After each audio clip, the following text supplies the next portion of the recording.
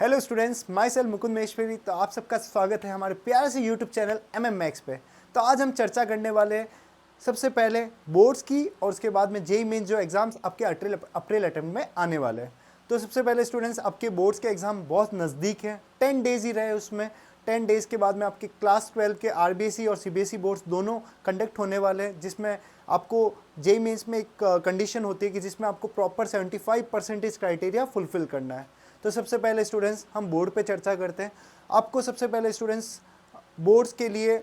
अभी जो डेज़ बचे वो आपको पूरे डेज़ आपको बोर्ड्स के लिए ही पूरा इन्वेस्ट करना है, क्योंकि अभी स्टूडेंट्स आपको जेई मेंस का बिल्कुल नहीं सोचना है कि हमें जेई मेंस में बाद में कम टाइम मिलेगा या ज़्यादा टाइम मिलेगा। हमें बिल्कुल ये सोचना है कि हमारे बोर्ड्स के लिए ओनली 10 डेज़ है और हमें एक क्राइटेरिया फुलफिल करना है जो 75% है। स्टूडेंट्स अक्सर क्या होता है कि जो स्टूडेंट्स सोचते हैं कि हम जेई मेंस क्रैक कर चुके हैं या हमारे जेई मेंस में जनवरी अटेम्प्ट में अच्छी परसेंटाइल आ चुके हैं 99 प्लस, तो उनके दिमाग में ये होता है कि हम बोर्ड्स दे या नहीं दे। बोर्ड्स मतलब कि अच्छे से सीरियस वे से वो देते ही नहीं है, और इसका रिजल्ट ये होता है कि स्टूडेंट्स की वो जेई मेंस में तो अच्छा कर लेते हैं, लेकिन बोर्ड्स में जो उनका स्कोर होता है वो बिलो 75 रहता है। और इस रीज़न से क्या होता है स्टूडेंट्स कि है ना, उनके जो एनआईटी की जो सीट होती है या आईआईटी की सीट होती है, अगर बोर्ड्स में उनके 75% पूरे नहीं होते तो वो एक तरीके से मान सकते हो कैंसिल हो जाती है। तो स्टूडेंट सबसे पहली एक राय ये है कि आपको ये 10 डेज़ पूरे सिंसियरली के साथ बोर्ड्स को देना है, क्योंकि आपको पता है कि अगर जेई की बात करें तो आपने फिजिक्स केमिस्ट्री मैथ्स तो पूरी बहुत अच्छे से अरेंज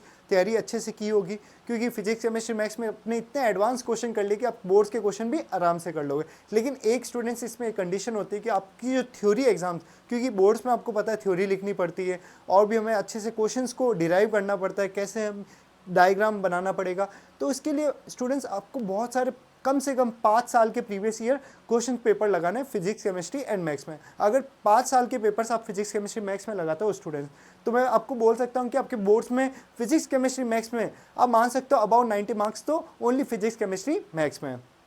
फिर इसके बाद में स्टूडेंट्स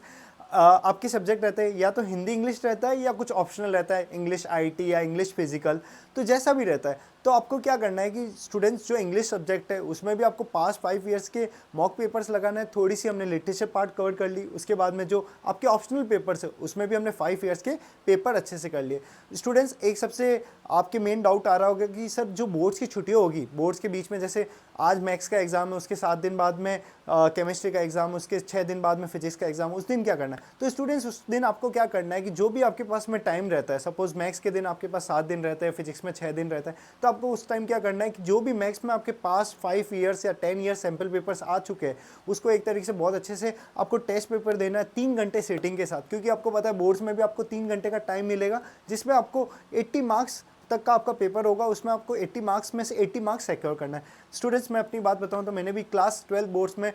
मैथ्स में 100 ऑफ 200 स्कोर किया था। तो मेरी यही थी कि मैंने बहुत सारे जो पास्ट ईयर सैम्पल पेपर्स थे और बहुत सारे जो क्वेश्चंस थे जो मैंने जेई मेंस में लगाए थे उसको बोर्ड्स के फॉर्म में वापस से लिखा। तो स्टूडेंट्स सबसे पहली बात कि आपको बोर्ड्स में जो अभी बचा हुआ टाइम है उसको आपको पूरा अच्छे से डिवोट करना है, और आप बोर्ड्स में भी बहुत अच्छा स्कोर करोगे, क्योंकि बोर्ड्स में ये नहीं कि हमारे ओनली क्राइटेरिया 75 का है तो हम 75 लाए। आपको आराम से बोर्ड्स में भी 90 प्लस लेके आना है, और वो आप आराम से लेके आओगे अगर ये स्ट्रेटेजी फॉलो करते हो। उसके बाद में स्टूडेंट्स जब आपके बोर्ड्स के एग्जाम हो जाएंगे, एवरेज ये देखा जा रहा है कि 15 से 20 मार्च तक आप बोर्ड्स के एग्जाम से फ्री हो जाओगे। तो आपको पता है स्टूडेंट्स जेईई मेन जो अप्रैल अटेम्प्ट है वो फर्स्ट वीक ऑफ अप्रैल से स्टार्ट हो रहा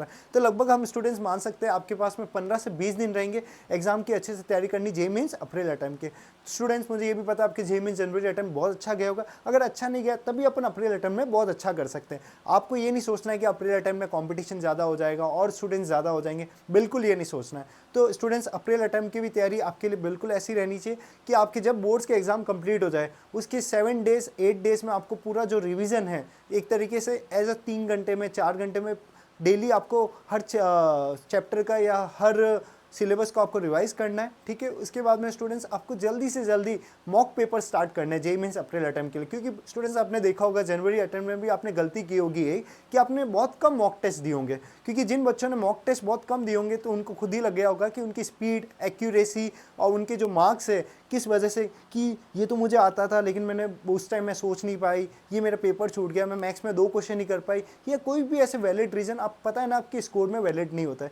तो सबसे अच्छा स्टूडेंट्स आपको मॉक पेपर्स देना है। जब भी आपके बोर्ड्स एग्जाम हो जाए उसके 1 वीक बाद में आपको मॉक पेपर स्टार्ट करना है। और स्टूडेंट्स आप देखोगे कि आपके मॉक पेपर से इतना फ़ायदा हो जाएगा कि अगर आपने एग्जाम से पहले 10 मॉक पेपर भी दे दिए तो आप ये सोचो कि आपके जो जेईई मेंस में जो परसेंटाइल अभी आई है रिसेंट में, सपोज आपकी 90 परसेंटाइल है तो आप देखोगे हमारे 95 प्लस परसेंटाइल आ रही है। तो स्टूडेंट्स इसी तरह आप मेहनत करते रहिए और एक बार हमें पूरे फुल कंसंट्रेट के साथ बोर्ड्स की तैयारी करनी है। हम बोर्ड्स के लिए भी आपकी एक सीरीज़ लेके आने वाले, हमारे क्रैश कोर्स वैसे भी आप देख रहे होंगे हमारे यूट्यूब चैनल पे, जो हमारे फिजिक्स की वीडियोस आ रही है, मैथ्स की वीडियोस आ रही है, हमारे शॉर्ट्स आ रहे हैं, हमारे मोटिवेशन वीडियोस आ रही है, 9-10 के लेक्चर। तो उन वीडियोस को स्टूडेंट्स आप बिल्कुल देखते रहिए, अपने क्रैश कोर्स को ज्वाइन करते रहिए, क्योंकि इस क्रैश कोर्स के बाद में आपके लिए स्टूडेंट्स एक बहुत बड़ा सरप्राइज़ है जो आपके लिए एक फ्री टेस्ट सीरीज़ होगी, फ्री और भी कुछ हम आपके लिए मेंटर्स लेके आने वाले हैं। तो स्टूडेंट्स प्लीज़ हमारे चैनल को लाइक, शेयर एंड सब्सक्राइब जरूर कीजिए। And all the best for your future students. And आपको इस बार